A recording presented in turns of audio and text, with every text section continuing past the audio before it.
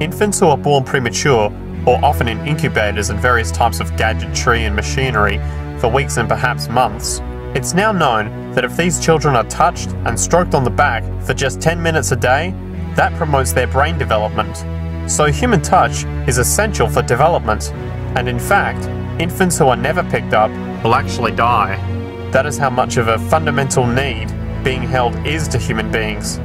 In our society, there is an unfortunate tendency to tell parents not to pick up their kids, not to hold them, not to pick up babies who are crying, for fear of spoiling them, or to encourage them to sleep through the night. If you don't pick them up, which is just the opposite of what the child needs, these children might go back to sleep because they give up and their brains just shut down as a way of defending against the vulnerability of being abandoned really by their parents, but their implicit memories will be that of a world that doesn't give a damn. A lot of these differences are structured very early in life. In a way, the parental experience of adversity, how tough life is or how easy it is passed on to children, whether through maternal depression or parents being bad-tempered with their kids because they've had a hard day, or just being too tired at the end of the day.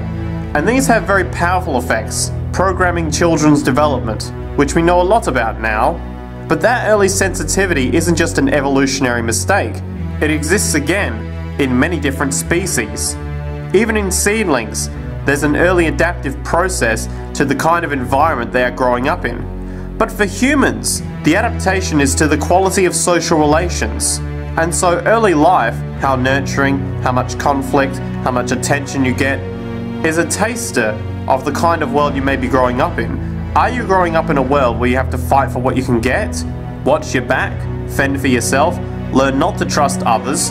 Or are you growing up in a society where you depend on reciprocity, mutuality, cooperation, where empathy is important, where your security depends on good relations with other people?